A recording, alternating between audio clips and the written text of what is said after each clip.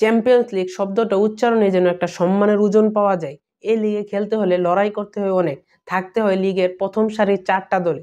1944 সালে লিলে প্রতিষ্ঠিত হলেও গত শতকে চ্যাম্পিয়ন্স লিগ তৎকালীন ইউরোপীয় ম্যাচ খেলার সুযোগ তাদের হয়নি, কিন্তু এই শতকে যেন তাদের জন্য একটা সুসংবাদ বয়ে আনলো। এই শতকের প্রথম বছর অর্থাৎ প্রথম এবং দ্বিতীয় সিজনেই চ্যাম্পিয়ন্স লিগে পার্টিসিপেট করার সুযোগ পায়। এই নিয়ে 7বার এই স্টেজে যুক্ত হয়, কিন্তু কখনো রিয়াল মাদ্রিদকে তারা ফেস করেনি।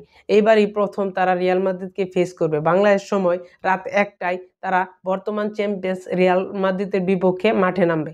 বিগত 5 ম্যাচের লাস্ট ম্যাচে 3-0 গোলে জয় ছাড়া তারা আর কোনো জয়ের মুখ দেখেনি। অথচ রিয়াল মাদ্রিদ যেন তাদের উল্টো, অ্যাটলেটিকো মাদ্রিদের সাথে ড্র ছাড়া তাদের সবগুলো ম্যাচে জয় লাভ করে। মাদ্রিদের এমবাপ্পেকে ছাড়া স্কোরিংয়ে ভুগতে হয়েছে, তা আমরা অ্যাটলেটিকো মাদ্রিদের ম্যাচে দেখতে পেয়েছি। শেষের কয়েক মিনিটের জন্য এমবাপ্পে মাঠে নামলেও নামতে পারে, তাই বলাই যায় যে শুরুর একাদশটা বিগত ম্যাচের মতোই হতে যাচ্ছে। এদিকে কোর্তুয়ার অনুপস্থিতিতে প্রথমবারের মতো মাঠে নামবে লুলিন। আগের সিজনে তিনি তার জাত চিনেছে, এখন শুধু কনস্ট্যান্সির ধরে রাখার পালা। এইটা চ্যাম্পিয়ন্স লিগ, এখানে আপনি কোনো দলকে ছোট করে দেখতে পারবেন না। কাগজে কলমে লিলে অনেক পিছিয়ে থাকলেও বিগ স্টেজে যে কোনো কিছু হতে পারে। লিলে এবার 4-2-3-1 ফরমেশনে তাদের শুরুর একাদশ সাজিয়েছে।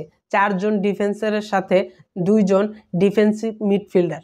এই লো ব্লকটাই মাদ্রিদের জন্য খুবই ভয়ঙ্কর। যেহেতু আমাদের কোনো ফরওয়ার্ড নেই, সেহেতু মাদ্রিদের লাইন আপের উপরই পুরো খেলাটা নির্ভর করে। আরেকটা ইন্টারেস্টিং বিষয় হচ্ছে এমবাপ্পের ভাই ইথান এমবাপ্পে আজ মাঠে নামবে তার ভাইয়েরই বিপক্ষে। 2 ভাইয়ের মুখোমুখি দেখা যেতে পারে যদি এমবাপ্পে শেষের দিকে মাঠে নামে। সব কথার শেষ কথা, প্রশ্ন যেহেতু চ্যাম্পিয়ন্স লিগের, সব উত্তর জানা রিয়াল মাদ্রিদের।